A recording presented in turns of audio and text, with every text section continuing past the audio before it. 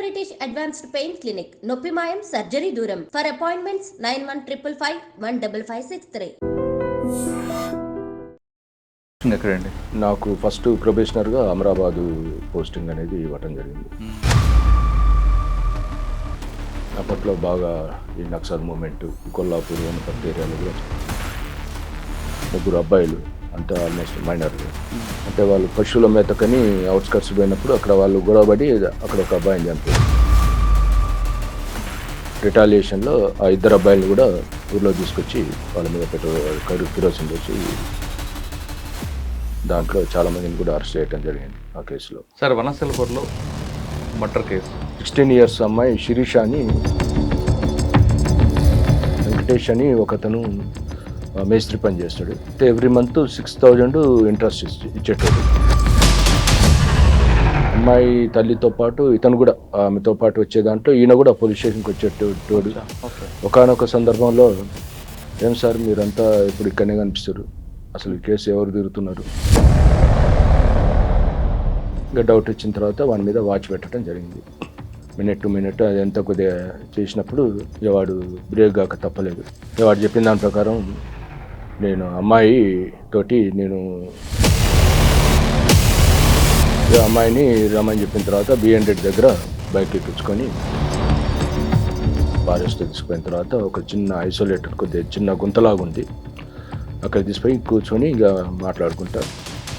ఇక సడన్గా అమ్మాయి మెడకి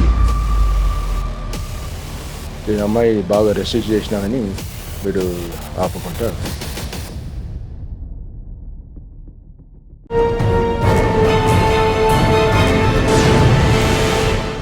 welcome to crime diaries.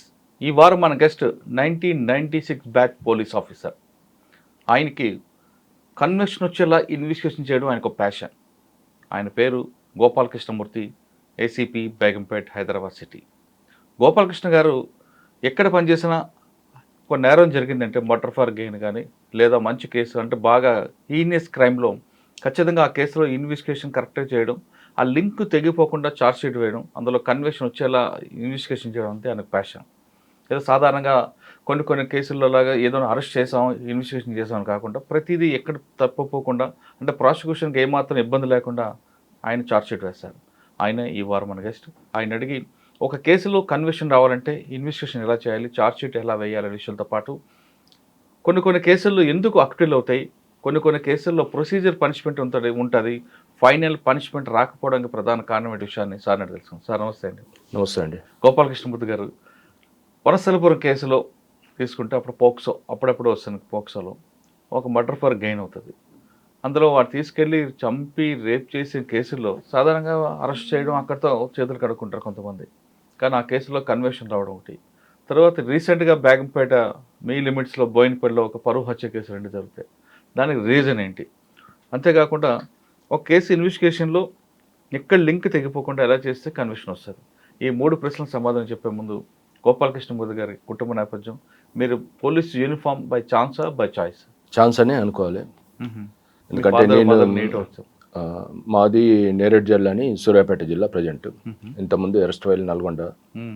Father Telugu Pandit.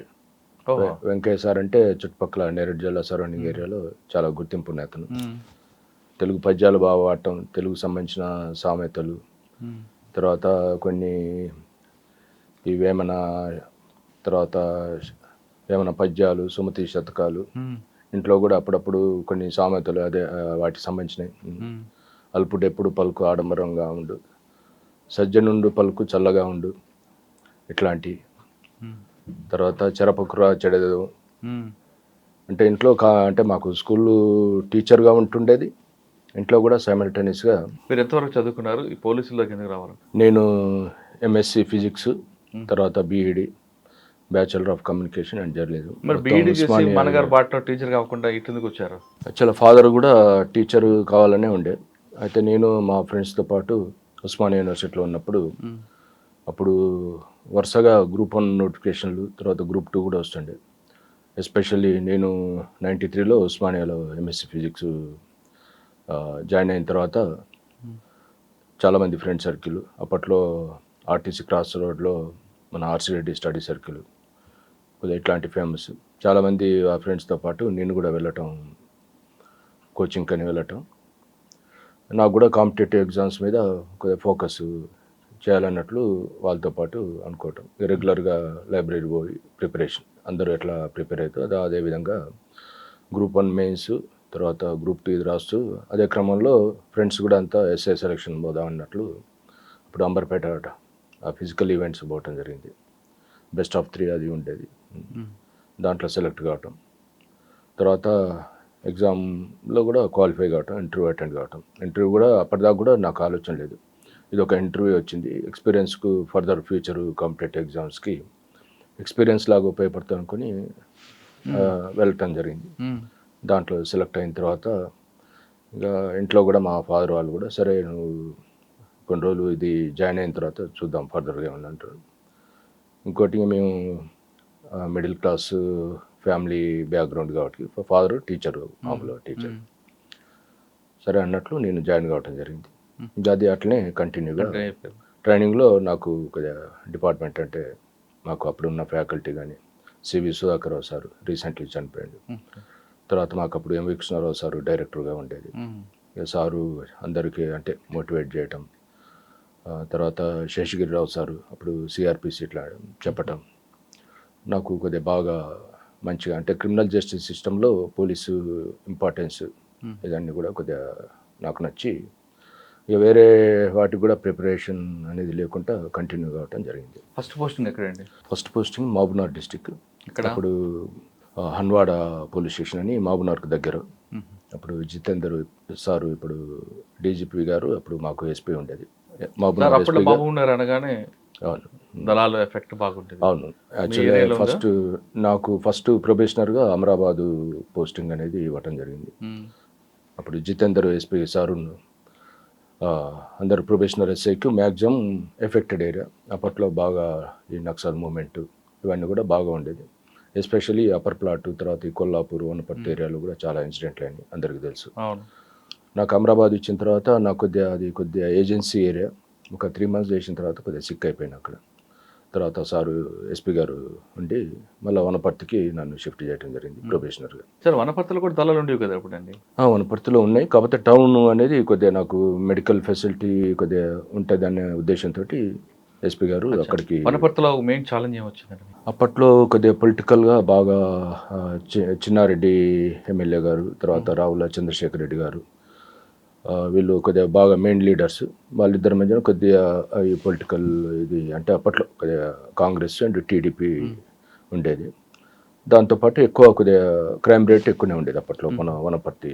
మీకు అక్కడ కొద్దిగా మెమరబుల్ కేసు ఉందండి వనపర్తిలో? వనపర్తిలో అంటే రొటీన్గా కేసెస్ అవి ఉండేది. కొన్ని ఏమైనా నాకు ఎక్స్ట్రీమిస్ట్ ఏరియాలో ఏమైనా ఇన్సిడెంట్ అయినప్పుడు వనపర్తి ఏరియా హాస్పిటల్కి రావటం, అదే మేము అక్కడ దగ్గర ఉండి చూసుకోవటం. అట్లాంటి పెద్ద నేనున్నది ఒక 1.5 months. ఎవరండి ఇన్స్పెక్టర్ అప్పుడు? ఉత్తమ్ కుమార్ అని మాకు సిఐ గారు అక్కడ వనపర్తి. తర్వాత నాకు regular posting Hanwada police station, మహబూబ్నగర్కి ఒక 10 kilometers దూరంలో. హన్వాడ అనేది ఒక మండల్ హెడ్ క్వార్టర్. దాంట్లో ఒక అంటే మొత్తం టోటల్ రూరల్ బ్యాక్గ్రౌండ్ ఉన్న ఏరియా.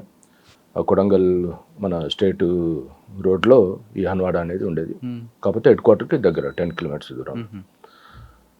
దాంట్లో నేను ఒక 1 year అక్కడ, 1 year ఒక 4 months అక్కడ పనిచేయటం. అక్కడే ఉన్నాయా గుర్తు? అక్కడ నేనున్నప్పుడు ఒక అంటే మేజర్ ఇన్సిడెంట్ అయింది. ఒకటి పెద్దార్పల్లి విలేజ్లో ఒకటి 3 అబ్బాయిలు, అంతా ఆల్మోస్ట్ మైనర్లు. వాళ్ళు పశువుల మేతకని అవుట్స్కట్స్ పోయినప్పుడు అక్కడ వాళ్ళు గొడవపడి అక్కడ ఒక అబ్బాయిని చంపారు. చంపిన తర్వాత అది విషయం తెలుసుకున్న తర్వాత అబ్బాయి సంబంధించిన పేరెంట్స్, రిలేటివ్స్ వీళ్ళంతా కలిసి రిటాలియేషన్లో ఆ 2 అబ్బాయిలను కూడా ఊర్లో తీసుకొచ్చి బాగా కొట్టి వాళ్ళ మీద కిరోసిన్ పోసి తగలబెట్టడం జరిగింది. మాకు అప్పుడు మొబైల్ ఫోన్స్ ఇవి లేకుండే, ల్యాండ్ ఫోన్స్. అక్కడ ఇన్ఫర్మేషన్ కూడా మాకు తొందర రాలేదు. మేము వెళ్ళిపోయేసరికి అది ఒకటి అప్పటికే కంప్లీట్ అయిపోయింది. అదొక ఇన్సిడెంట్. దాంట్లో చాలామందిని కూడా అరెస్ట్ చేయడం జరిగింది ఆ కేసులో. అంటే ముగ్గురు కూడా ఒకటే కమ్యూనిటీ? Different community. మరి అది రాలేదు, ఇష్యూ రాలేదు అక్కడ? మీ ఇష్యూ అయితే ఏం రాలేదు. అచ్చా, ఓకే. తర్వాత అంటే డిఫరెంట్ మీన్స్ ఒక డిసీజ్డ్ గౌడ్స్ ఫ్యామిలీ అనుకుంటా. అక్యుడు వాళ్ళు మున్నూరు కాపు సంబంధించిన వాళ్ళు. తర్వాత ఎక్కడికి వచ్చారు హన్వాడ్ నుండి? అక్కడి నుంచి నేను శాంతినగర్ అనేది మన మానపాడు, తెలుసు, మానపాడు అలంపూర్ సర్కిల్లో మానపాడు రావడం జరిగింది. అక్కడ మెయిన్గా మనకి నేషనల్ హైవే ఉండేది. అప్పట్లో రోడ్డు కూడా అంత ప్రాపర్గా ఉండకపోయేది. శాంతినగర్ అంటే ఐజా శాంతినగర్ అంటే అంతకంటే ముందు మానపాడు అనేది అలంపూర్ సర్కిల్లో ఉండేది. అది నేషనల్ హైవేకి దగ్గరలో ఉండేది. ఒక 20 కిలోమీటర్స్ నేషనల్ హైవే ఉండేది. అక్కడ ఎక్కువ కూడా యాక్సిడెంట్ కేసెస్. అప్పుడు ఈ రోడ్డు ఈ విధంగా లేదు, ఒక చిన్న డబల్ రోడ్డు. అది నేషనల్ హైవే అయినా కానీ కాకపోతే అక్కడ మొత్తం బ్లాక్ సాయిల్ ఉండటం వల్ల అంటే కింద అది రోడ్డు కూడా కొద్దిగా ఎగుడు దిగుడు ఉండేది, ఎక్కువ యాక్సిడెంట్లు అవుతుండేది. దాంతోపాటు మామూలుగా ఈ కొన్ని 174 కేసెస్, చిన్న చితక హార్ట్ కేసెస్. కాబట్టి కొద్దిగా పొలిటికల్గా బాగా విలేజ్ లెవెల్లో, ఎందుకంటే rural atmosphere, bordering Kurnool, Tungabhadra అవతల కొద్దిగా ఫ్యాక్షన్ రిడెన్ విలేజ్ ఉండేది. దాని ఎఫెక్ట్ ఇంపాక్ట్ ఉండేది. కొన్ని మర్డర్లు కావటం ఇట్లాంటివి కూడా ఉంటుండే. కానీ అక్కడ మర్డర్ చేసిన తర్వాత మధ్యలో ఒక నదే ఉండేది, తుంగభద్ర దాటి ఇటు షెల్టర్ తీసుకున్నారు కదా. అవును, చాలా కేసులలో కూడా ఇక్కడ కొట్టిన అటు షెల్టర్ తీసుకున్నారు కదా.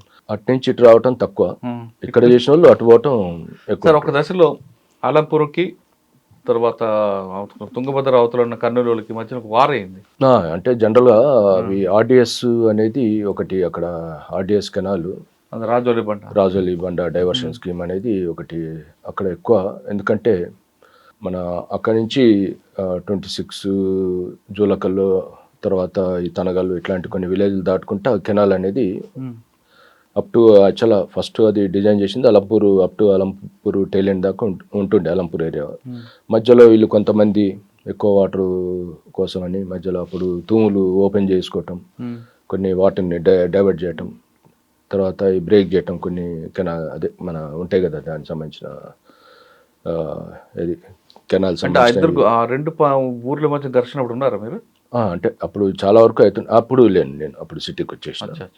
అయితే ఫ్రీక్వెంట్గా అవుతుండేది. అంటే ఈ రైతుల మధ్యలోనే ఈ కెనాలు, ఆర్డిఎస్ కెనాల్ సంబంధించి వాటరు చాలా ఫ్రీక్వెంట్గా గొడవలు అవుతుండేది.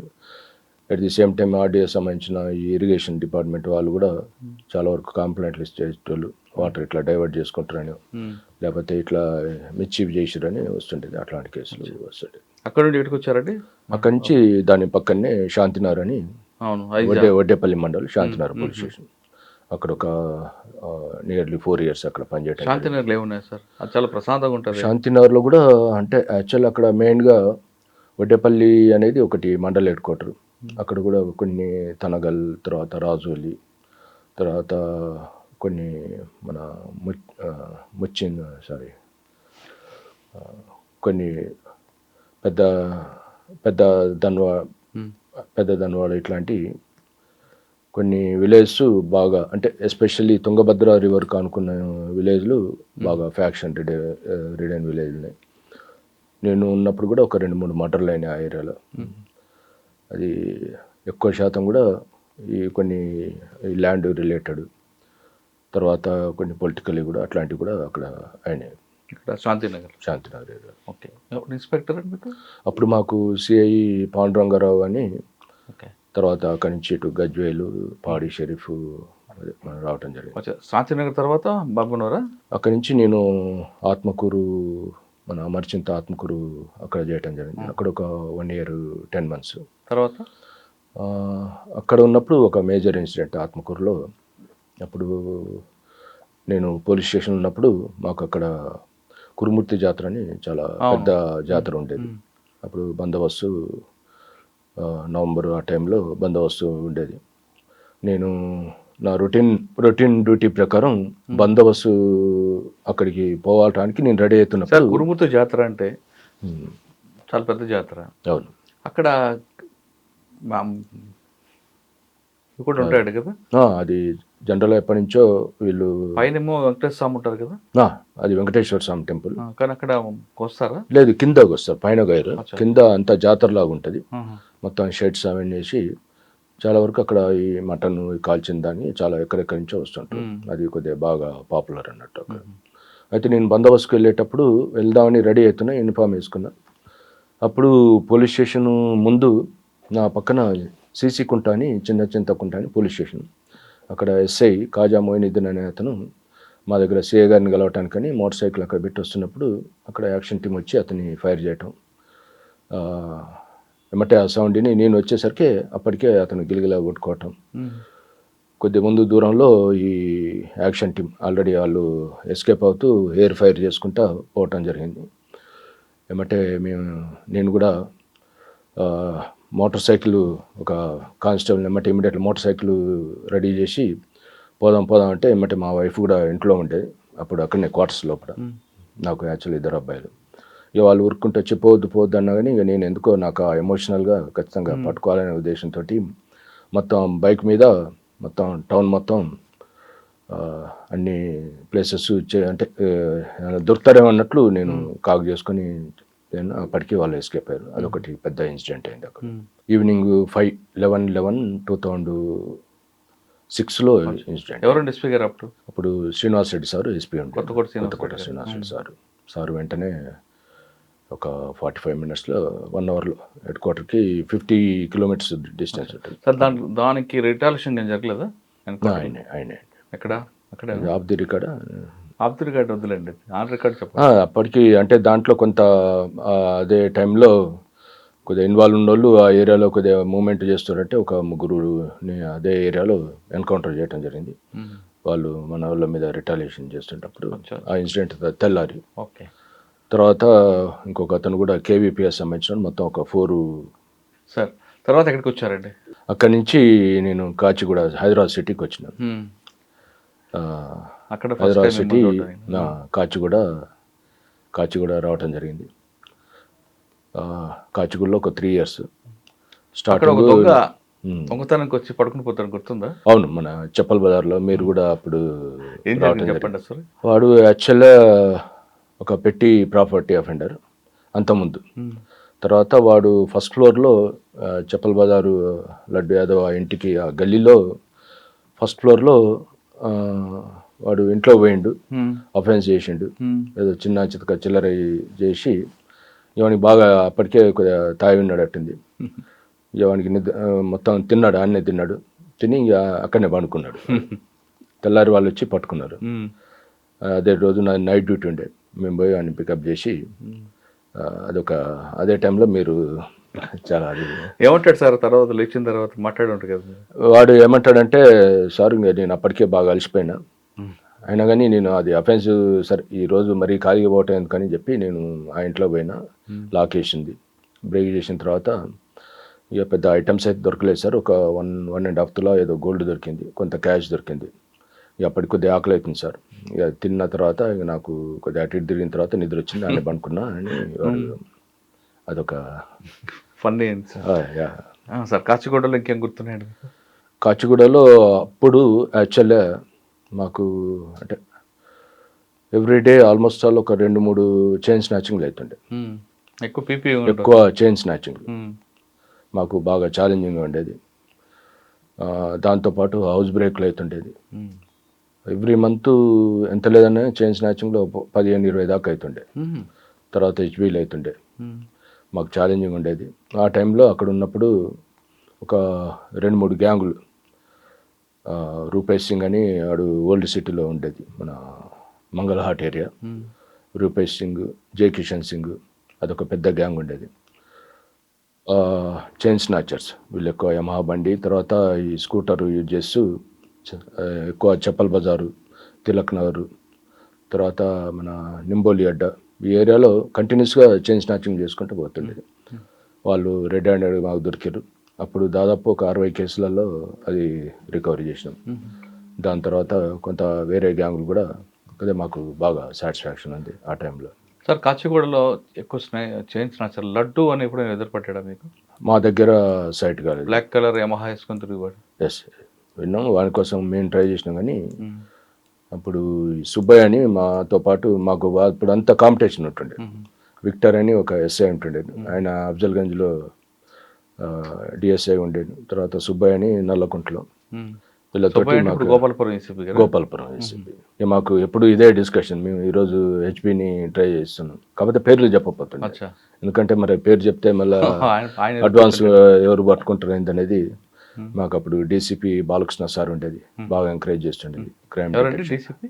DCP Balakrishna sir, east zone DCP Balakrishna. Okay. Sir మాకు ఎవ్రీ వీక్ క్రైమ్ వాళ్ళతో మీటింగ్ తీసుకోవటం. ఇక తర్వాత కొద్దిగా మాకు అంటే మాకు ఒక ఎంకరేజ్మెంట్ లాగా ఉండేది. మంచి డిటెక్ట్ చేసినప్పుడు కేసులు కూడా రివార్డు ఇట్లాంటివి కూడా బాగా ఎంకరేజ్ చేసేటం. మాకు ఒక అప్పుడు ఖచ్చితంగా ఈ కేసులు చేస్తున్న కొద్దీ మాకు చేయాలనే ఒక ఎంతూజియాజం ఉండేది. చాలా వరకు కూడా కేసులు డిటెక్ట్ చేసినాం. ఓకే. విక్టిమ్స్ కూడా వాళ్ళు చాలా వరకు హ్యాపీగా. కాచిగూడ నుండి ఎక్కడికి వచ్చారు? అక్కడి నుంచి నేను ఒక 1 year మన సిటీ ట్రైనింగ్ కాలేజీ పేట్ల ఏఎల్ఏగా జాయిన్ అయినా. అంటే నాకు కూడా ఒక టీచింగ్ చేయాలనేది ఆ 1 year తోటి నాకు. కోరిక తీర్చారు. మా ఫాదర్ కూడా అప్పుడు అంటే బతికే ఉన్నాడు. ఆయన కూడా చాలా సార్లు క్లాస్లో కూర్చొని అటెండ్ అయ్యాడు. అరే నువ్వు నిజంగా లెక్చరర్గా వచ్చినా బాగుండేది అని అనిపించేది అని అంటుండే. నాన్నగారు మెప్పు పొందారు. నాకు అదొక హ్యాపీ. తర్వాత అండి సిటీస్ నుండి అక్కడి నుంచి మహంకాళి పోలీస్ స్టేషన్. అక్కడ ఎంతకాలం చేశారు? ఇక్కడ 1 year 3 months మహంకాళి. ఇక్కడ నుంచి అప్పుడు రంగారావు సార్ ఉండేది. తర్వాత మాకు డీసీపీ నాగిరెడ్డి సార్ ఉండేది. ఇక్కడ కూడా చాలా వరకు కూడా ఇంకా అప్పుడు అఫెన్స్లు, ప్రాపర్టీ అఫెన్స్లు బాగా అవుతుండే. ఇక్కడ కూడా చాలా కేసులు. చెప్పిన మహంకాళి ఎక్కువ షట్టర్ లిఫ్టింగ్ ఉంటాయి. అవును, షట్టర్ లిఫ్టింగ్. డీసీఎం పక్కన పెట్టుకుంటాడు, పడుకుంటాడు, షట్టర్ లిఫ్ట్ చేస్తాడు, తీసుకెళ్తుంటాడు. ఆ గ్యాంగ్ ఎప్పుడు దొరికిందా? ఒకటి ల్యాప్టాప్స్ ఒకటే షాప్లో 2 times అయింది. అంటే నేను రావటానికి ముందు ఒకటి అయింది, తర్వాత కూడా ఒకటి అదే షాప్లో పార్క్ లైన్లో ఉంటుండే. దాంట్లో ఒక గ్యాంగు ఆల్మోస్ట్ ఆల్ నేపాల్ ఆ ఏరియాకి పోయి వాళ్ళు అక్కడి నుంచి వచ్చిన గ్యాంగ్, అది మేము డిటెక్ట్ చేసినాం. అదొకటి మంచి పెద్ద కేసు. దాంతోపాటు కొన్ని హౌస్ బ్రేక్స్, ఒక నోటోరియస్ హెచ్బి నైట్ అఫెండర్ వాళ్ళ దగ్గర నుంచి కూడా దాదాపు చాలా పెద్ద మొత్తంలో చాలా కేసులలో కూడా రికవరీ చేయడం జరిగింది. దాంతోపాటు కొన్ని ఈ 2-wheeler అఫెండర్, కల్లెపల్లి రవీంద్ర అనేటోడు చాలా నోటోరియస్ అఫెండర్. వాడు 2-wheelerలతో పాటు ట్రాక్టర్లు కూడా ఆయన కూడా అంతే. బయట కనిపించిందంటే ఇంకా పాపం అన్నట్లు, కన్ను పడితే మటాష్ అన్నట్లు. మహంకాళి తర్వాత ఎక్కడికి వచ్చారు? అక్కడి నుంచి నేను ప్రమోషన్ మీద ఇంటెలిజెన్స్ 2 years చేసిన. ఓకే. తర్వాత అక్కడ వనస్థలిపురం. ఇక్కడ వనస్థలిపురం మాకు కాచిగూడ తర్వాత వనస్థలిపురం. ఫస్ట్ వనస్థలిపురంలో నాకు అప్పుడు సిపి గారు మా సివి ఆనంద్ సారే ఉండే. ఫస్ట్ డిఐగా పోస్టింగ్ ఇవ్వటం జరిగింది. డిఐగా ఒక 4-5 months చేసిన తర్వాత అక్కడ కూడా చాలా వరకు ఈ స్నాచింగ్లు అవుతుండే.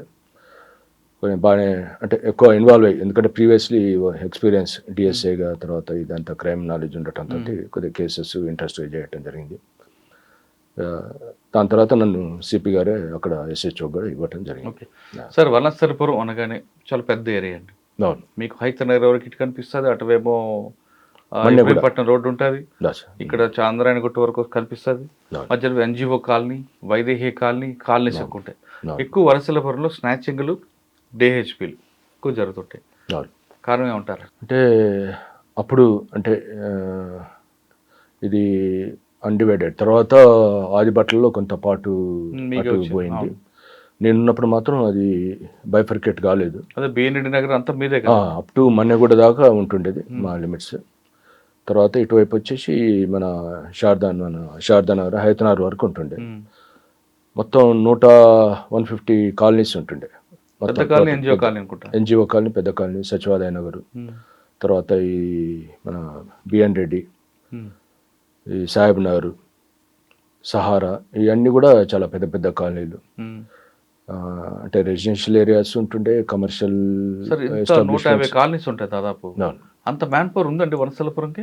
అప్పటికి అది A grade, A type police station ఉన్నది. మ్యాన్ పవర్ సఫిషియెంట్గానే ఉంది. కానీ ఎక్కువ స్నాచింగ్లు హెచ్బీలు ఎందుకు అవుతాయండి? అంటే ఆ టైంలో అంటే ఎస్కేపింగ్ ఈజీగా ఉంటుందన్నా, లేదా హైవేకి దగ్గర ఉంటుందన్నా? హైవేకి దగ్గర ఉండటం ఒకటి, చాలా వరకు కూడా కొన్ని ఇప్పుడు ఓల్డ్ సిటీ నుంచి ఆ, మన సైదాబాద్ ఏరియా, తర్వాత ఈ మీర్పేట ఏరియా చాలా యాక్సెస్ చాలా ఈజీగా ఉంటుంది. ఎస్కేపింగ్ రూట్స్ కూడా, ఎందుకంటే ఇటువైపు అఫెన్సులు చేస్తే ఇటు మన ఈ హిల్స్ కాలనీ, తర్వాత ఈ మన పోలీస్ స్టేషన్ ఈ ఏరియా ఇలా రావచ్చు, లేదంటే ఇటువంటి హైవే వెళ్ళిపోవచ్చు. పనామా వైపు దిగిపోవచ్చు, అటువైపు తర్వాత కొన్ని కాలనీస్ వైదేహి నగర్ నుంచి ఒక రోడ్డు ఉంది కదా సహారా వైపు, అది కూడా వెళ్ళొచ్చు. అవును, చాలా అంటే నెంబర్ ఆఫ్ ఎస్కేప్ రూట్స్. తర్వాత at the same time entry కూడా చాలా ఈజీగా ఉంటుంది. అంటే మనకి మీరు వెళ్ళిన తర్వాత కంట్రోల్ అయిందంటారా? అప్పటికి అయితేనే ఉంటుండే, అఫెన్సెస్ చాలా అవుతున్నాయి. దాంతోపాటు కొంత ఈ అవేర్నెస్ ప్రోగ్రామ్, అంటే మేము అప్పట్లోనే కొన్ని సీడీలు తయారు చేయడం జరిగింది. దాన్ని కొన్ని పాట రూపకంలో కూడా ఆటోలు పెట్టి, తర్వాత పబ్లిసిటీ, అంటే ఎట్లా వాళ్ళు పోయేటప్పుడు ఎట్లా ప్రికాషన్స్ తీసుకోవాలి, చైన్ స్నాచింగ్లు ఎట్లా అవాయిడ్ చేయాలి అనే దాని మీద చేయటం, బాగా అవేర్నెస్ ప్రోగ్రామ్స్ చేసినాం. సైమల్టేనియస్గా మేము క్రైమ్ టీమ్స్ వీళ్ళతో కూడా ఈ పాత అఫెండర్లు, ఎంఓ క్రిమినల్స్, తర్వాత జైలు రిలీజ్డ్ అట్లాంటి వాళ్ళ మీద ఒక సర్వేలెన్స్ పెట్టినాం. కొంతవరకు అయితే తగ్గించగలిగినాం ఆ టైంలో మ్యాక్సిమం. సార్, వనస్థలిపురంలో ఒక murder case, murder for gain, rape, ఆ కేసుతో మీకు ఒకసారి కన్విక్షన్ రావడం, అందులో మీకు కూడా సాటిస్ఫాక్షన్ అనిపించింది.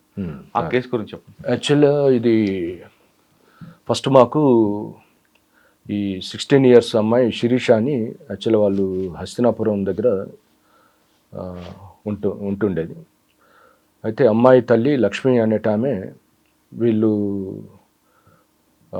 అంటే వీళ్ళ హస్బెండ్ వాళ్ళు మేస్త్రి పని చేసేటోళ్ళు. ఎవరు? లక్ష్మి వాళ్ళ హస్బెండ్ మాలకొండయ్య అని. అయితే లక్ష్మి మనకు January 4th నాడు ఒక కంప్లైంట్ ఇచ్చింది. వాళ్ళ అమ్మాయి శిరీష అని, 16 years అమ్మాయి కనిపిస్తలేదు సార్, 2 days అయింది. వెళ్ళేటప్పుడు అంతకుముందు ఒకతను, అంటే ఈమె సిస్టర్కి ఒకతను అమౌంట్ ఇవ్వాల్సి ఉండే, ఒక 1,50,000 హ్యాండ్ లోన్గా తీసుకున్నాడు. ఆ అమౌంట్ నాకు ఇచ్చిండు సార్, అది నేను ఇంట్లో పెట్టిన 1,50,000. ఆ అమౌంట్, ఆ క్యాష్, తర్వాత ఒక 1.5 తులా బంగారం కూడా అమ్మాయి లేదు, అది కూడా కనిపించట్లేదు. అమ్మాయి తీసుకొని వెళ్ళినట్లు మాకు డౌట్ ఉంది. దాంతోపాటు ఒక 2 పేర్లు ఇచ్చింది, వాళ్ళు మా ఇంటి దగ్గరలో ఉంటారు, వాళ్ళ మీద డౌట్ ఉన్నట్లు ఇచ్చింది. ఇచ్చిన తర్వాత మేము ఏమంటే గర్ల్ మిస్సింగ్ కింద కేసు రిజిస్టర్ చేసినాం. అంటే డెవలప్మెంట్ కాదు అది, అంటే ఇవ్వటం మాత్రం మిస్సింగ్ అన్నట్లు కనిపించట్లేదు, మిస్సింగ్ అని ఇచ్చింది, కనిపించట్లేదు. కాకపోతే వీళ్ళు ఒక 2 పేర్లు సస్పెక్ట్ కొద్దిగా అనుమానం ఉన్నట్లు ఇచ్చింది. ఓకే, వాళ్ళు కొద్దిగా అప్పుడప్పుడు రావటం అని ఇచ్చింది. ఒక బాధితులు కంప్లైంట్ ఇచ్చారు, కూతురు కనిపించట్లేదు, ఇంట్లోనే క్యాష్ గోల్డ్ కనిపించట్లేదు, అమ్మాయి మిస్ అయింది, 2 వ్యక్తులు అనుమానితులు.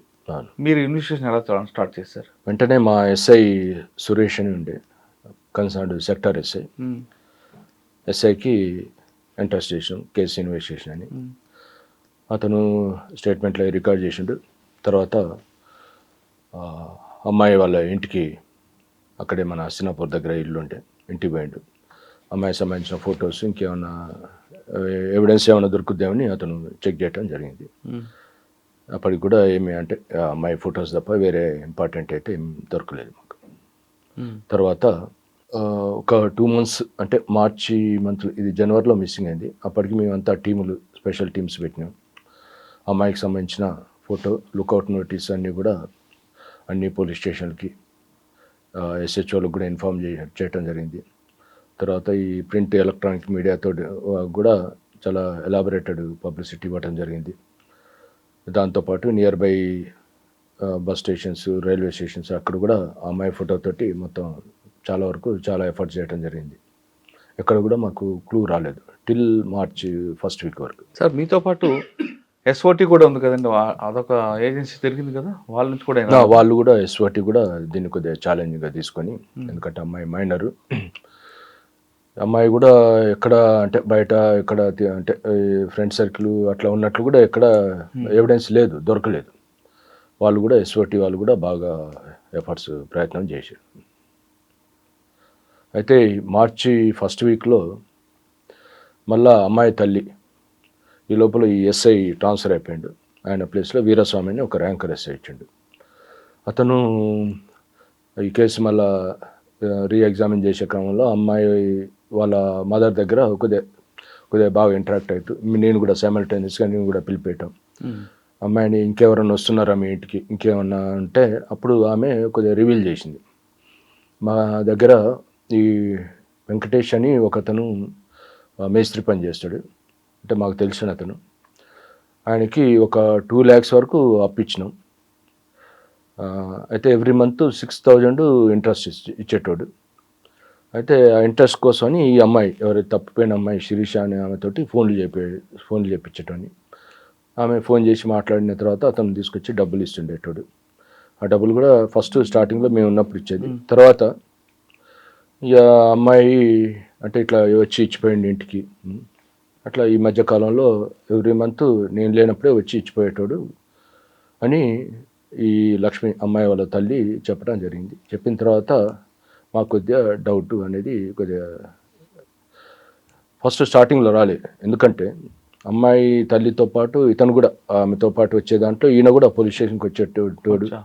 ఒకానొక సందర్భంలో ఏం సార్ మీరంతా ఇప్పుడు ఇక్కడనే కనిపిస్తారు, అసలు ఈ కేసు ఎవరు తిరుగుతున్నారు, అసలు మీరేమీ పట్టించుకున్నట్లేదు, మేము మరి పెద్ద సార్ల దగ్గర పోతాం సార్, లేకపోతే పేపర్ వాళ్ళకి చెప్తాం అని 2-3 సందర్భాల్లో మా ఎస్ఐ తోటి నాతోటి కూడా అన్న తర్వాత మేము సరే ఏదో చాలా బాధతోటి ఉన్నాడు, ఇది కామన్, ఎవరికన్నా ఇట్లా ఎమోషనల్గా కొద్దిగా హైపర్గా ఉంటారు, వాళ్ళ బాధని ఏదో వెళ్ళగలుగుతున్నాని నేను కూడా సరే పెద్ద అంటే లేదు కన్విన్స్ చేసి చేస్తున్నాం, మా ప్రయత్నం మేము చేస్తున్నాం, అన్ని రకాల ఎఫర్ట్స్ దీన్ని ఒక ఛాలెంజ్గా తీసుకొని చేస్తున్నాని అతను కూడా చెప్పడం జరిగింది. అమ్మాయి వాళ్ళ తల్లితో పాటు వాడిని కూడా చెప్పడం జరిగింది.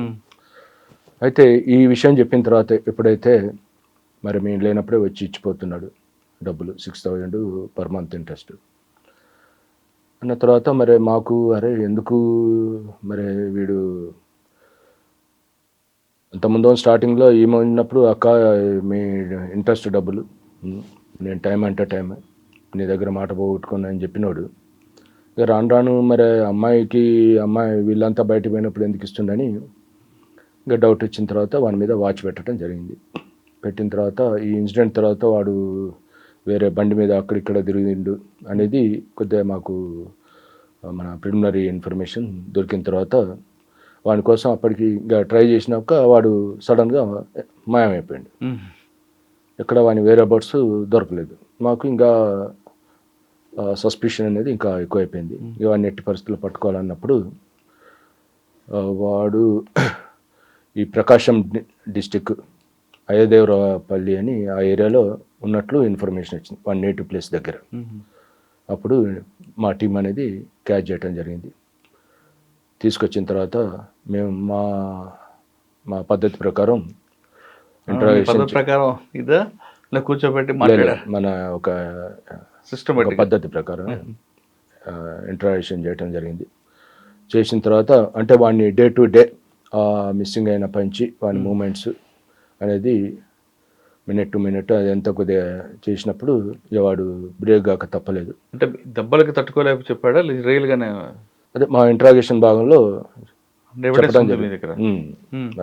ఒప్పుకున్నాడా సార్? ఇట్లా వాడు చెప్పిన దాని ప్రకారం నేను అమ్మాయి తోటి నేను ఇంట్రెస్ట్ అమౌంట్ ఇచ్చినప్పుడు అమ్మాయి ఫోన్ చేసి మాట్లాడుతున్నప్పుడు అట్లా మాకు కొద్దిగా ఇంటిమసీ అనేది డెవలప్ అయింది. తర్వాత ఒకరోజు నేను పోయినప్పుడు అమ్మాయి ఇంట్లో ఎవరు లేరు, ఇక పంచి కొద్దిగా ఫిజికల్ రిలేషన్ కూడా స్టార్ట్ అయింది. ఇక రాను ఇంకా ఇదంతా అయిపోయేసరికి అమ్మాయి ఇంకా మన మ్యారేజ్ చేసుకుందామని కొద్దిగా నా మీద ప్రెషర్ చేసింది. అందుకనే నేను అమ్మాయికి మరి మనం ఒట్టిగా పోతే ఎట్లా మరి మ్యారేజ్ చేసుకోవాలంటే దానికి చాలా ఇది ఉంటుంది, మళ్ళీ ఎక్కడో సపరేట్గా ఉండాల్సి వస్తుంది, మరి దానికి మరి డబ్బులు అయ్యి ఖర్చు అవుతాయి. నేను ఇప్పటికే ఆల్రెడీ ఇప్పుడు 2 లక్షల డబ్బులు తీసుకొని నెల మీకే ఇంట్రెస్ట్ కడుతున్నా, మరి నా దగ్గర తెలియవంటే లేదు మా ఇంట్లో ఆల్రెడీ డబ్బులు మన ఇచ్చిపోయినరు ఉన్నారు, అమౌంట్ ఉంది తీసుకొస్తా అని చెప్తే నేను దానికి సరే అమ్మాయిని రమ్మని చెప్పిన. అంటే వాడికి పెళ్ళైందండి? ఆల్రెడీ మ్యారేజ్ పిల్లలు ఉన్నారు వానికి. అయితే ఇక అమ్మాయిని రమ్మని చెప్పిన తర్వాత B100 దగ్గర వాడు బైక్ ఎక్కించుకొని తీసుకొని డైరెక్ట్గా మన్సాన్పల్లి అని మన మహేశ్వరం మండలం మన్సాన్పల్లికి తీసుకొని పోయిండు. అక్కడ వాళ్ళకి ఒక ఏజ్డ్ పర్సన్ వాళ్ళకి ఒక చిన్న ఇల్లు ఉంటే దాంట్లో ఒక ఇల్లు మేము భార్య భర్తలు అని చెప్పి ఒక ఇల్లు కిరాయికి తీసుకున్నాడు. ఏదో వేరే 2,000 ఇచ్చిండు ఆమె ఏజ్డ్ ముస్లాంకి. ఉన్న తర్వాత 3 days ఉన్నాడు అక్కడ. ఉన్న తర్వాత ఇంక అమ్మాయి కొద్దిగా ప్రెజర్ మన ఏమన్నా మ్యారేజ్ చేసుకుందాం అని అనేసరికి ఇక వీడు ముందు ప్లాన్ ప్రకారమే అమ్మాయిని పిలిపేయటం ఇదంతా అక్కడికి రావటం చేసిండు. చేసిన తర్వాత సరే మంచిదని చెప్పి ఆ బైక్ మీద అమ్మాయిని ఎక్కించుకొని ఈ అయ్యదేవరపల్లి అని ప్రకాశం డిస్టిక్ లింగసముద్రం మండలం, అది టోటల్ థిక్ ఫారెస్ట్ ఏరియా. అమ్మాయికి ఇక్కడ ఒక టెంపుల్ ఉంది, చాలా పెద్ద టెంపుల్, ఆడ చేసుకుందాం అని చెప్పి అమ్మాయిని ఆడికి తీసుకుపోయాడు. ఫారెస్ట్ తీసుకుపోయిన తర్వాత ఒక చిన్న ఐసోలేటెడ్ కొద్దిగా చిన్న గుంతలాగా ఉంది, అక్కడ తీసుకుపోయి కూర్చొని ఇక మాట్లాడుకుంటా ఇక సడన్గా అమ్మాయి మెడకి చున్ని పెట్టి గట్టిగా మూడేసిండు, స్ట్రాంగులేషన్. అమ్మాయి బాగా రెసిస్ట్ చేసినా కానీ వీడు ఆపకుండా బాగా పిసికి చంపేసిన తర్వాత పైనంగా రాళ్ళు వేసి చుట్టుపక్కల ఈ చెట్ల కొమ్మలు ఇవన్నీ ఉన్నాయి కదా అవన్నీ బాడీ మీద కప్పి పైనంగా రాళ్ళు వేసి, అంటే టోటల్గా బాడీ అనేది కన్సిల్ చేసేటట్లు అక్కడ అరేంజ్మెంట్ చేసినట్లు వాడు కన్ఫెస్ చేసిండు. నేను మా SI తర్వాత స్టాఫ్ కూడా అక్కడికి పోయిన తర్వాత అది వెతకటానికే చాలా టైం పట్టింది, ఎందుకంటే వీని కూడా స్పాట్ సరిగ్గా దొరకలేదు. చాలాసేపటికి ఆ స్పాట్ అనేది ఐడెంటిఫై చేసిన తర్వాత ఈ లోపల మేము డాక్టర్స్ వాళ్ళని పిలిపెట్టడం జరిగింది. వచ్చి బాడీని అక్కడి నుంచి తీసి ఇక్కడ ఒంగోలుకి పోస్ట్ మార్టం పంపించడం జరిగింది. తర్వాత PME తర్వాత ఈ అమ్మాయి సంబంధించిన ఐడెంటిటీ పర్పస్లో స్కల్ తర్వాత ఈ ఫీమర్ బోన్ ఇవన్నీ కూడా మేము కలెక్ట్ చేసినాం. తర్వాత అమ్మాయి పేరెంట్స్ వాళ్ళ బ్లడ్ DNA తీసుకొని తర్వాత పర్ఫెక్ట్గా మ్యాచింగ్ అనేది చేయటం జరిగింది. ఆ స్కెల్టన్ అనేది అమ్మాయిదని, ఆ అమ్మాయి బ్లడ్ రిలేషన్ ఈ కాంప్లైంట్ వాళ్ళ డాటర్ అనేది సైంటిఫిక్గా ప్రూవ్ చేయడం జరిగింది. పేరెంట్స్ ఏమంటారంటే? పేరెంట్స్ యాక్చువల్గా ఈ కేసులో అరెస్ట్ చేసిన తర్వాత కొంత సాటిస్ఫాక్షన్ కనపడింది. తర్వాత వాళ్ళు ఈ కేసులో ఖచ్చితంగా వానికి శిక్ష పడాల్సిందే, అప్పుడే మాకు అంతో ఎంతో కొద్దిగా న్యాయం జరిగినట్లు అనుకుంటామని వాళ్ళు ఫస్ట్ నుంచి కూడా కేసు వాళ్ళు కొద్దిగా బాగా కోఆపరేట్ చేసారు. తర్వాత వీనితోటి అంటే ఈ అమ్మాయి ఇంటికి వచ్చింది తర్వాత వీనితోటి ఉన్న వాళ్ళు అందరిది కూడా వాళ్ళు విల్ఫుల్గా కోఆపరేట్ చేసి స్టేట్మెంట్ కూడా ఇవ్వడం జరిగింది. మేము కూడా ఒక సిస్టమేటిక్ మేనర్లో ఆ డే ఆఫ్ మిస్సింగ్ నుంచి కూడా తర్వాత వీడు కన్ఫ్యూజ్ చేసినప్పుడు అఫెన్స్ అయిన ప్లేస్ ఇవన్నీ కూడా సిస్టమేటిక్గా లింకప్ చేసి క్రైమ్ సీన్ రీకన్స్ట్రక్షన్ చేయటం ఇవన్నీ కూడా ఒక మొత్తం ఎపిసోడ్లో ఒక్కడే చేశాడా? ఒక్కడే. సార్ ఎప్పుడు జరిగిందండి ఇది? ఏ సంవత్సరం? ఇది 2014లో జరిగింది. 2014 జరిగింది. 2024లో దాని రిజల్ట్ వచ్చింది. 24లో ఏమొచ్చిందండి సార్? అయితే ఈ కేసు ట్రయల్ అప్పుడు కూడా నన్ను 2 days పిలిపెట్టడం జరిగింది ట్రయల్కి. మాకు PP సునీత గారు ఉండేది, సునీత గారు PPగా ఉన్నారు. మేడం అంటే ఫస్ట్ నుంచి కూడా మేడం ట్రయల్ అప్పుడు ఉన్నది ఈ కేసులో. అయితే కాంప్లైంట్ తర్వాత మిగతా విట్నెస్ల వర్షన్ ఇవన్నీ కూడా కొద్దిగా దగ్గరుండి కూడా కొద్దిగా కేర్ఫుల్గా కూడా ఫాలోఅప్ చేసింది. At the same time court constable వాళ్ళు ఎక్కువ డిలే కాకుండా విట్నెస్లు దీంట్లో సిటీ వాళ్ళు ఉన్నారు, అక్కడ scene of offence Lingasamudram area సంబంధించిన కొంతమంది VROలు సర్పంచ్ వాళ్ళని కూడా కొద్దిగా మంచి రెస్పాన్సిబుల్ పర్సన్స్ని మీడియేటర్స్ ఎవరైతుందో పంచాయతీదార్స్ కానీ ఈ కన్ఫెషన్ సీజర్ పంచనామాలు విట్నెస్ వీళ్ళని కూడా అంతా కొద్దిగా సాధ్యమైనంత వరకు పబ్లిక్ సర్వెంట్స్ని తీసుకోవడం జరిగింది. జడ్జిమెంట్ ఏమొచ్చిందండి? జడ్జిమెంట్ లైఫ్ వచ్చింది. పెనాల్టీ కూడా. జడ్జిమెంట్ వచ్చాక పేరెంట్స్ ఏమంటారండి, అమ్మాయి తల్లిదండ్రులు? యాక్చువల్గా వాళ్ళు ఒకానొక స్టేజ్లో అంటే వీడు అక్యూడ్ చాలా వరకు ఇన్ఫ్లుయెన్స్ చేయాలని ప్రయత్నం చేశారు. అంటే నా ఎక్స్పీరియన్స్ ప్రకారం కొంత హై ప్రొఫైల్ ఫ్యామిలీ కూడా చాలా మంది కేసులలో కూడా రాజీపడ్డ వాళ్ళు ఉన్నారు, కానీ ఈ అమ్మాయి పేరెంట్స్ వాళ్ళు ఫైనాన్షియల్ అంతా లేరు, అయినా కానీ వీళ్ళు ఎక్కడ కూడా కాంప్రమైజ్ అయినట్లు కనిపించలేదు. వీళ్ళు నేను కోర్టు దగ్గరికి వచ్చినప్పుడు కూడా వీళ్ళు సార్ ఖచ్చితంగా మాకు న్యాయం జరుగుద్దనే మాకు నమ్మకం ఉంది సార్, ఈ కేసులో వానికి శిక్ష పడాలనే చెప్పారు, అడిగారు. సార్ ఈ కేసులో సాధారణంగా ఇటువంటి కేసు మర్డర్ ఫర్ గెయిన్లో ఇన్వెస్టిగేషన్ చేస్తారు, ఛార్జ్ షీట్ చేస్తారు, అక్కడ ఉన్న ఆఫీసర్ ట్రాన్స్ఫర్ అయిపోతారు ఆ జడ్జిమెంట్ వచ్చేసరికి. కానీ ఈ కేసులో కన్విక్షన్ రావడానికి మీరు ఎంతవరకు చేశారు, మీ తర్వాత వచ్చిన వాళ్ళు దానికి ఫాలోఅప్ చేశారా? చేశారు వాళ్ళు. తర్వాత వచ్చిన వాళ్ళు కూడా ఇది మన ట్రయల్ ఫిక్స్ అయిన తర్వాత ఈ సమన్స్ సర్వ్ చేయటంలో కానీ అంటే ఇన్వెస్టిగేషన్ పార్ట్ ఉందా వాళ్ళకి, మీరే కంప్లీట్? నేనే కంప్లీట్ చేసిన ఛార్జ్ షీట్ కూడా. అంటే కన్విక్షన్ ఇచ్చే విధంగా ఎలాగంటే మీరు ఛార్జ్ షీట్ వేసుకొచ్చారు, అంటే లింక్ తెగిపోకుండా ఎలా తీసుకొచ్చారు? అంటే మీరు సైంటిఫిక్ ఎవిడెన్స్ చూపిస్తున్నారు. అవును. ఎలక్ట్రానిక్స్ ఏదో ఉంది అక్కడ? ఉంది, మన సెల్ టవర్స్ ఇవన్నీ కూడా దాన్ని టెక్నికల్ కూడా. ఐ విట్నెస్లు కూడా అదే మన డిసీజ్ సంబంధించిన పేరెంట్స్, అంటే తర్వాత వాని మూమెంట్ అక్కడ వాడు ఎప్పుడు వచ్చిండు, ఏ డేట్ నాడు వచ్చిండు, ఇవన్నీ కూడా మేము కలెక్ట్ చేయడం జరిగింది. అంటే ఆ ఇంట్లో ఉన్నట్లు కూడా ఆవిడ చెప్పిందా? మహేశ్వరంలో వీళ్ళకి ఎవరికైతే కిరాయికి ఇచ్చిందో ఆమె ఏజ్డ్ పర్సన్, ఆమెతో పాటు తీసుకెళ్లారు. కానీ వాడికి డిఫెన్స్ కౌన్సిల్ ఏం తీసుకున్నారు లైన్ అండి? డిఫెన్స్ కౌన్సిల్ ఎంతసేపు కూడా మీరు ఆల్రెడీ ఎఫ్ఐఆర్లో ఆమె ఒక వేరే ఇద్దరి మీద అనుమానం ఉందని ఇచ్చింది. అదే అడుగుతున్నాను. మరి మీరు వాళ్ళనేమి మీరు ఇంటరాక్ట్ చేయలేదు అంటే దానికి సంబంధించి మేము చెప్పడం జరిగింది. వాళ్ళ మూమెంట్స్, వాళ్ళ ప్రజెన్స్ ఎక్కడ ఉంది ఏందనేది కూడా ఈ కేసుకి వాళ్ళకి ఎటువంటి సంబంధం లేదని దాన్ని ఆర్గ్యూలో మేము చెప్పడం జరిగింది. ఆర్గ్యుమెంట్లో ఇన్వెస్టిగేషన్లు కూడా తీసుకురావడం జరిగింది. సార్ ఇప్పుడు మేడం నెక్స్ట్ జనరేషన్ చెప్పండి, ఒక మర్డర్ ఫర్ గెయిన్ ఇన్వెస్టిగేషన్ ఎలా చేయాలి, కన్విక్షన్ వచ్చే విధంగా? ఇది ఇన్వాల్వ్ కావాలి, ఐఓ అనేటోడు ఇన్వాల్వ్ కావాలి, సీన్ రీకన్స్ట్రక్షన్ చేయాలి, ఎవిడెన్స్ పక్కాగా ఏది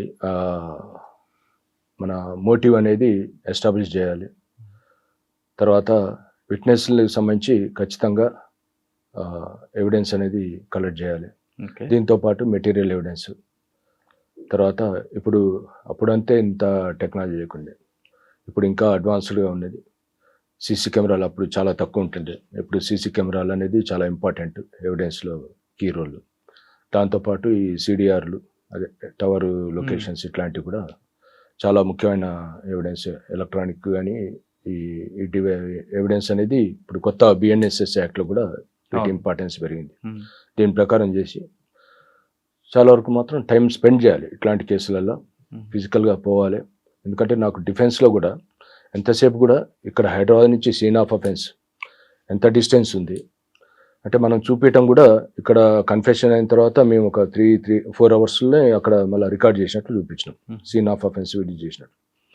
మరి మీరు ఎట్లా పోయారు ఇంత ఫాస్ట్గా? దగ్గర 300 కిలోమీటర్స్ అంటే మేము చెప్పడం జరిగింది. ఎర్లీ అవర్స్ స్టార్ట్ అయినాం. తర్వాత వెహికల్ కూడా చాలా కొత్త వెహికల్ అప్పుడు ఉండే వెహికల్ కూడా చాలా అంటే ఆ టైం అంటే మనం అది మనం దానికి చెప్పాలి, మనం ఎట్లా అంటే ఎట్లా ట్రావెల్ డౌట్ రాకుండా చేసుకున్నారు, ఎక్కడ కూడా అట్లాంటివి రాకుండా ఆ విధంగా చేస్తే ఖచ్చితంగా. ఎందుకంటే మేము ఖచ్చితంగా అదే ఫాలో విట్నెస్ లో అష్టాలు అవుతారు. అప్పుడు ముందే వాళ్ళకి బ్రీఫింగ్ చేయాలి, ట్రయల్ కంటే ముందే వాళ్ళని తీసుకొచ్చి ఒక ఇన్స్పెక్టర్ లెవెల్లో ఇట్లాంటి కేసులలో ఖచ్చితంగా బ్రీఫింగ్ చేయాలి, వాళ్ళకి ఎక్స్ప్లెయిన్ చేయాలి, చేసి ఎవిడెన్స్ వాళ్ళు ఏం చెప్పారు అనేది వాళ్ళకు మళ్ళీ ఒకసారి వాళ్ళు అంటే మర్చిపోకుండా వాళ్ళకి రిఫ్రెష్ దేర్ మెమరీ బ్రీఫింగ్ అనేది చేస్తే వాళ్ళకు చేయడానికి ఆస్కారం ఉంటుంది. ఓకే సార్, వనస్థలపురం ఎక్కడికి వచ్చారు? నేను అక్కడి నుంచి మన ఇంటెలిజెన్స్కి వచ్చినాను. ఎంతకాలం చేస్తారు అక్కడ? అక్కడ 9 years చేసిన. 9 years పొలిటికల్? లేదు, నేను వేరే ఎంక్వైరీ సెల్ ఉండేది, దాని గురించి వద్దాలండి. తర్వాత ఇంటెలిజెన్స్ డిఎస్పీ ప్రమోషన్ అక్కడే వచ్చిందా? డిఎస్పీ ప్రమోషన్ అక్కడనే వచ్చింది. దాని తర్వాత అక్కడనే కంటిన్యూ కావడం జరిగింది. నాకు ఆల్ ఆఫ్ సడన్ కూడా నేను ఊహించలేదు, సడన్గా నాకు ఫిబ్రవరిలో ఇక్కడ బేగంపేట ఏసీపీగా పోస్టింగ్. నేను అంటే లాండాడు దూరంగా ఉన్నారు మీరు? అవునవును. ఇక్కడ రాగానే కొంచెం ఎందుకు బేగంపేట అండి బాగా హెవీ పొల్యూషన్, బోయినపల్లి అన్నీ కనిపిస్తుంటాయి, ఏమైనా సఫికేషన్ రాలేదా? హ్యాపీగా చేశారు? లేదు, నాకు ఎక్కడ కూడా ఇప్పుడు కూడా ఇబ్బంది కాలేదు. ఎందుకంటే నేను ల్యాండ్ ఆర్డర్ దూరం ఉన్నా కానీ మేము రెగ్యులర్గా కేసెస్ ఇవన్నీ ఎక్కడ ఏమవుతున్నది కొద్దిగా అంటే ఇంపార్టెంట్ జడ్జిమెంట్లు తర్వాత ఇట్లాంటివి కూడా రెగ్యులర్గా ఫాలో అయ్యాను. ఇంకా ఇంటెలిజెన్స్లో కూడా రెగ్యులర్గా ఎక్కడెక్కడ ఏంటి ఇన్సిడెంట్లు ఏమవుతున్నాయని కూడా రెగ్యులర్ ఫాలో అప్ చేసి ఉంటుంది. బేగంపేటలో మెయిన్ ఛాలెంజ్ ఏముందండి? బేగంపేటలో ఎక్కువ మిక్స్డ్ అంటే చాలా పబ్లిక్ మూమెంట్ ఎక్కువ, residential locality as well as commercial establishments ఉన్నాయి. దాంతోపాటు కొంత సెన్సిటివ్ ఏరియాస్ ఉన్నాయి, అంటే మిక్స్డ్ అంటే లొకాలిటీస్. చాలా ఫ్రీక్వెంట్గా ఈ క్వారలింగ్స్, తర్వాత ఈ ల్యాండ్ అంటే న్యూసెన్స్ కేసులు ఇట్లాంటివి బాగా అవుతుంటాయి బేగంపేట లైక్ యాజ్ బోయినపల్లి. కాబట్టి మేము కొద్దిగా దాని మీద ఎక్కువ ఫోకస్ చేయటం. ఎన్ని పోలీస్ స్టేషన్? బేగంపేట బోయినపల్లి రెండు. కానీ బోయినపల్లి ఎక్కువగా హెడేక్ అనుకుంటారు. అట్లేం లేదు, రెండు లా అండ్ ఆర్డర్ కొద్దిగా కేసెస్ క్రైమ్ రేట్ ఎక్కువనే ఉంటుంది. సార్ మీరు వచ్చిన తర్వాత 2 మర్డర్లు జరిగాయి, బేగంపేటలో ఒకటి, బోయినపల్లి ఒకటి. మోటివ్ ఏంటి? మీరు రెండింటికి ఒకటే మోటివ్ కనిపిస్తుంది. ఒకటి ఏంటంటే వాళ్ళ స్టేటస్, ఫైనాన్షియల్ స్టేటస్కి వాళ్ళు. ఫస్ట్ బేగంపేట చెప్పండి, ఎందుకు మర్డర్ అయిందంటే? బేగంపేటలో ఇద్దరు, అంటే విక్టిమ్ పార్టీ తర్వాత అక్యూడ్ పార్టీ ఇద్దరు కూడా సేమ్ ఒకటే కమ్యూనిటీ, దగ్గర రిలేషనే వాళ్ళు. అయితే అబ్బాయి మీద వాళ్ళకు ఇంప్రెషన్ లేదు, మంచి ఇంప్రెషన్ అమ్మాయి వాళ్ళ పేరెంట్స్ సంబంధించి. అయితే కాకపోతే అబ్బాయి చనిపోయిన డిసీజులు, అమ్మాయి ఇద్దరు కూడా. కాకపోతే ఆమెకి సంబంధాలు చూస్తున్న క్రమంలో అవన్నీ కూడా క్యాన్సిల్ అవుతున్నాయి. వాళ్ళ అనుమానం ఇతనే ఏదో వాళ్ళకి చెడగొడుతున్నాడనే దాంతో ఇతన్ని ఎలిమినేట్ చేయాలనే ఉద్దేశంతో మర్డర్ చేయడం జరిగింది. వాళ్ళు ఇప్పుడు ఎక్కడున్నారు? జైల్లో ఉన్నారా? జైల్లో ఉన్నారు. ఓకే. రెండో బోయినపల్లి కేసు అది రీసెంట్లీ అయింది, బోయినపల్లి కేసు కూడా. అది డిసీజులు సమీర్ అనేటోడు యాక్చువల్గా ఫ్యాబ్రికేటింగ్ వర్క్, తర్వాత ఈ వెల్డింగ్ వర్క్ పనిచేస్తాడు. అయితే ఇక్కడ మానస్ సరోవర్ హైట్స్లో ఇతను పనికి పోయిండు. అక్కడ ఒక అతను షబీర్ అనే అతను ఒక షెడ్ అనేది కన్స్ట్రక్షన్ చేస్తుండే అక్కడ. ఈయన ఈ వెల్డింగ్ వర్క్, తర్వాత ఈ దాని గ్రాఫ్టింగ్, ఆ వర్క్కి వీళ్ళ ఓనర్ ద్వారా అక్కడికి పోయిండు. అక్కడ పని చేస్తున్నాడు చాలా రోజు నుంచి. ఆ క్రమంలో ఆ ఓనర్ వాళ్ళ అమ్మాయితోటి లవ్ అనేది స్టార్ట్ అయింది. స్టార్ట్ అయిన తర్వాత మధ్యలో రంజాన్ టైంలో చనిపోయిన అతన్ని ఆ అమ్మాయి వాళ్ళ బ్రదరు సీరియస్ వార్నింగ్ చేసి కొట్టడం కూడా జరిగింది. అప్పుడు అది అల్వాల్ ఏరియాలో అయింది. దాని తర్వాత నెక్స్ట్ జనవరిలో, మొన్న 2024 జనవరిలో ఈ అమ్మాయి ఇక్కడ ఉంటుండే, బోయినపల్లి అబ్బాయి ఉంటుండే. అమ్మాయి నాచారం, వాళ్ళు అక్కడి నుంచి అప్పుడు షిఫ్ట్ అయిపోయారు నాచారం. ఇద్దరు ఒకే రోజు వెళ్ళిపోవటం జరిగింది, ఎలోప్మెంట్. తర్వాత వాళ్ళు బెంగళూరులో మ్యారేజ్ చేసుకొని ఈ నాచారం పోలీసు వాళ్ళు అక్కడ ఉమెన్ మిస్సింగ్ కేసు అమ్మాయి వాళ్ళ ఫాదర్ ఇస్తే అక్కడ పోలీసు వాళ్ళు నాచారం వాళ్ళు పట్టుకొని రావడం జరిగింది. తర్వాత ఏదో కౌన్సిలింగ్ చేస్తే అప్పుడు అమ్మాయి వాళ్ళ ఫాదరు, మీరు సరే మాకు ఎవరికి తెలియకుండా అక్కడ మ్యారేజ్ చేసుకోరు, ఒక 1 మంత్ టైము తీసుకుంటాం, ఎందుకంటే అమ్మాయి వాళ్ళ మదర్ కూడా హెల్త్ బాగాలేదు. ఎందుకంటే 1 మంత్ అమ్మాయి తప్పైంది కాబట్టి, మిస్సింగ్ కాబట్టి ఆమె కొద్దిగా బాగా ఇది అవుతుంది. 1 మంత్ కొద్దిగా అంతా అయిపోయిన తర్వాత మీకు మంచిగా గ్రాండ్గా మ్యారేజ్ చేస్తాను అమ్మాయిని అక్కడి నుంచి అక్కడే తీసుకొని వెళ్ళటం జరిగింది. ఇక తర్వాత ఈ అబ్బాయి రెగ్యులర్ ఆయనకు ఫోన్ చేస్తున్నప్పుడు ఫస్ట్ పంపిస్తాం, తర్వాత పంపిస్తాను కొద్దిగా పోస్ట్ పోన్ చేసుకుంటూ వచ్చిండు. ఇక తర్వాత నుంచి అమ్మాయికి ఇష్టం లేదు, అమ్మాయి డైవర్స్ కావాలంటుంది. నువ్వు తలాకు దాని మీద సంతకం పెట్టి ఏమైనా ఉంటే నీకు ఇస్తా అంటే అబ్బాయి ప్రతిసారి కూడా రెసిస్ట్ చేసిండు, ఒప్పుకోలేదు. ఇక చాలాసార్లు సీరియస్ కూడా చెప్పారట, ఆయన ఒప్పుకోలేదు. ఈ లోపల అమ్మాయికి వేరే సంబంధం ఫిక్స్ అయినట్లు ఉంది, కాకపోతే ఇది డైవర్స్ అనేది ఇతను చేయట్లేదు కాబట్టి ఇక ఇతన్ని ఎట్లన్నా చంపాలని వాళ్ళు డిసైడ్ అయ్యారు. అది మన 21st నాడు నైట్ ఈ అమ్మాయి వాళ్ళ బ్రదరు ఒక 4గురిని తీసుకొచ్చి 2 బైకుల మీద 11:20 ఆ టైంలో మర్డర్ చేసి వెళ్ళిపోయారు. అమ్మాయి ఎక్కడుందండి? అమ్మాయి వాళ్ళ పేరెంట్స్ దగ్గర అప్పటి నుంచి కూడా జనవరి నుంచి అక్కడే ఉంది. ఇప్పుడు డిసెంబర్లో అలాగే ఇవ్వట్లు చెప్పట్లేదు, చెప్పేసారు. 2 ఎపిసోడ్లో రీజన్ ఒకటే కనిపిస్తుంది, కానీ ఏం సాధించారంటే మాత్రం 0. ఎందుకంటే అమ్మాయి 2 ప్రాణాలు తీశారు, 2 కుటుంబాలు. వీళ్ళు ఏమైనా బయట ఉంటారంటే ఉండరు, వీళ్ళు ఖచ్చితంగా జైలుకు వెళ్తారు. మీలాంటి వాళ్ళు కేసులు పట్టుకున్నారు కాబట్టి ఆ శిక్ష పడే అవకాశం కనిపిస్తుంది. మీరు వాళ్ళతో మాట్లాడినప్పుడు ఇవన్నీ చెప్పారా? శిక్ష పడుతుంది, ఏం సాధించామంటే ఏమంటారు వాళ్ళు? వాళ్ళు అమ్మాయిని ఏదో బ్లాక్ మ్యాజిక్ చేశారు, చాలా ఇబ్బంది పెట్టిండు, ఇక మాకు తప్పలేదు. పోలీస్ కంప్లైంట్ ఇవ్వచ్చు కదా అమ్మాయి చేతనే. అదే చెప్పినాం, మరి మేమంతా ఉన్నది ఎందుకు, ఈ వ్యవస్థ ఉన్నదే అట్లాంటివి ఏమైనా ఉంటే చట్ట ప్రకారం చర్యలు తీసుకోవాలి ఏదైనా సరే. ఎందుకంటే మనకు ఒక సిస్టమ్, ఒక సెటప్ ఉంది. ఎవరైనా దానికి లోబడే పనిచేయాలి. చేయొచ్చు అంటే ఇక లేదు సార్ అదంతా చాలా మేము ఆలోచన చేయలేదు, ఇక మాకు అప్పుడప్పుడు అనిపించింది అందుకనే చేసినాం అన్నట్లు. అచ్చా, అంటే వాళ్ళకి చట్టం మీద గౌరవం మర్యాద లేదు, చట్టం వల్ల శిక్ష పడతాయని అవగాహన లేదంటారా? అందుకనే కదా మర్డర్ చేసింది. సార్ ఈ సంఘటన అయిపోయింది, ఇకపై ఎవరైనా ఈ విధంగా చేయకుండాలంటే చట్టాల మీద అవగాహన కల్పిస్తారేమన్నా మీరు? అది ఖచ్చితంగా మేమైతే టేకప్ చేసినాం. ఏమైనా చిన్న చిన్న ఇన్సిడెంట్లు కొట్లాట్లు అయినా కానీ మళ్ళీ మధ్యలో మా కన్సర్న్డ్ సెక్టర్ ఎస్ఐలు, తర్వాత కొంత మా క్రైమ్ టీమ్ అట్లాంటివి కూడా వాళ్ళ దగ్గరికి ఫ్రీక్వెంట్గా పోవటం, మళ్ళీ ఎంక్వైరీ చేసుకోవటం, ఏమైనా మళ్ళీ ఫర్దర్ ఏమైనా ఇష్యూస్ ఉన్నాయని చెప్పి వాళ్ళని పిలిపేయటం, మాట్లాడటం, ఇవన్నీ కూడా సాధ్యమైనంత వరకు టైం దొరికినప్పుడు చేస్తూనే ఉన్నాం. అది ఇంకేమైనా సీరియస్ అఫెన్సెస్ అట్లా ఇంట్ల మీద పోయి దాడి చేయడం అట్లాంటి వాటిలలో కూడా వాళ్ళని పిలిపించడం, బైండ్ ఓవర్ చేయించడం, కొద్దిగా ఇట్లా ఉంటుంది అని చెప్పి ఎన్లైట్ చేయడం అనేది చేస్తున్నాం. ఎందుకంటే చాలా ఇట్లాంటి ఇన్సిడెంట్లు మర్డర్ కేసులలో కూడా చాలా ఇన్సిడెంట్లు కూడా మనకు ప్రీవియస్ ఎన్మిటీ, తర్వాత ఏమైనా ఇలిసిట్ ఎఫైర్స్, తర్వాత ఇప్పుడు ఇంతకుముందు మనం డిస్కస్ చేసినట్లు ఇది సరి స్టేటస్ లేదని చెప్పేసి ఈ అంటే ఇండివిజువల్ వాళ్ళంతటా వాళ్ళు పోయి మ్యారేజ్ చేసుకున్న దాంట్లో ఏదో ఒక సైడ్ నుంచి వాళ్ళు దాన్ని యాక్సెప్ట్ చేయకపోవటం, ఇట్లాంటివన్నీ వాటిలలో మేము కొద్దిగా అట్లాంటి పిలిపించి కౌన్సిలింగ్ చేయటం ఇది చేస్తున్నాం సాధ్యమైనంత వరకు కూడా. సార్ మీకు వనస్థలపురం కేసులో కన్విక్షన్ వచ్చింది, ఒక ఆఫీసర్కి ఒక సాటిస్ఫాక్షన్ ఉంది కన్విక్షన్ వస్తేనే. ఇప్పుడు బోయిన్పల్లిలో 2 కేసులు ఉన్నాయి, ఈ 2 కేసుల్లో ఆ స్టైల్లో ఛార్జ్ షీట్ వేస్తున్నారా? అది చాలా అంటే వీలైనంత తొందరలో ఛార్జ్ షీట్ అనేది అంటే మొత్తం ఎక్కడ కూడా లింక్ తెగిపోకుండా అది ఎవరైనా ఇన్వెస్టిగేషన్ ఆఫీసర్ చేయాల్సిన పని అదే, ఆయన బాధ్యత అదే. ఖచ్చితంగా కేసుని చాలా పకడ్బందీగా చేయాలనే చెప్తుంది మనకి. అంటే మీ సూపర్వైజర్ కరెక్ట్గా వెళ్తుంది అంటారు? వెళ్తాం ఖచ్చితంగా. నేను సార్ ఫైనల్గా చెప్పండి, మీలాంటి ఆఫీసర్లు చూసిన తర్వాత చాలా మంది ఆస్పిరెంట్స్ పోలీస్ డిపార్ట్మెంట్ రావాలనుకుంటారు, ఏదో చేయాలి మంచి జైలు మీద. కొంతమంది సర్వీస్ చేయాలని వస్తారు, కొంతమంది డబ్బుల కోసం వస్తుంటారు, కొంతమంది పవర్ ఎంజాయ్ చేయాలని వస్తారు. ఈ 3 రకాలు వచ్చిన వాళ్ళకి మీరు ఇచ్చే మెసేజ్ ఏంటి? సర్వీస్ మోటో రమ్మంటారా, కమర్షియల్గా రమ్మంటారా? ఇప్పుడు ఈ డిపార్ట్మెంట్లో సర్వీస్ మోటోలో అంటే డ్యూటీ చేస్తేనే సాటిస్ఫాక్షన్ ఉంటుంది, ఆ యూనిఫామ్ కూడా గౌరవం ఉంటుంది.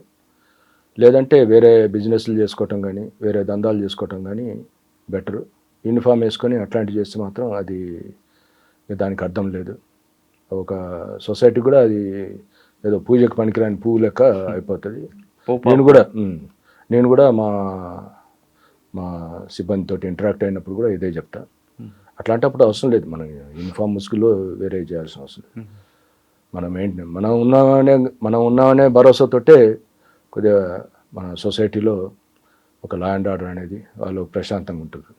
అది ఎప్పుడు సాధ్యమవుతుందంటే మనం ఇన్వాల్వ్ అయ్యి మనం పబ్లిక్ తోటి మమేకమై, తర్వాత మన ఏరియా మీద మనం కంట్రోల్ ఉండి ప్రతి ఇన్సిడెంట్ని కూడా మనకు ఒక దాన్ని ఒక ఫీల్ అయ్యి దాని మీద ఒక అట్మోస్ట్ కేర్ తీసుకొని ఈ డ్యూటీని ఒక ప్రయారిటీగా భావించినప్పుడే డెఫినెట్గా అది మనం ఒక పబ్లిక్కి దగ్గర అవుతాం. ఇక వేరే వాటితో అయితే మనం రీచ్ కాలేము. అది ప్రజలకు సేవ చేయాలంటే పోలీస్ డిపార్ట్మెంట్ రండి అంటున్నారు గోపాలకృష్ణమూర్తి గారు. కానీ ఇక్కడికి వచ్చాక ప్రజా సేవకు మాత్రమే నీతిగా నిజాయితీగా నిబద్ధగా పనిచేయండి, ప్రజలు మీకు ఇచ్చే గౌరవం అంతా ఇంత కాదని చెప్తారు. కానీ కేవలంగా డ్రెస్ ముసుగులో మీరు వచ్చి డబ్బులు సంపాదించుకుంటే దానివల్ల ప్రజలకు ఎలాంటి ఉపయోగం ఉండదు, సొసైటీ కూడా మీకు పూజకు పనికిరాని పువ్వులా చూస్తుందంటూ మంచి సామెత చెప్తారు. ఇది గోపాలకృష్ణమూర్తి గారితో ఎక్స్క్లూజివ్ ఇంటర్వ్యూ. వచ్చే వారం మరో గెస్ట్కి మళ్ళీ కలుద్దాం. అంతవరకు నమస్తే. Thank you sir. Thank you very much. ఈ 2 కేసులు కూడా కన్విక్షన్ రావాలని కోరుకుందాం. తప్పకుండా.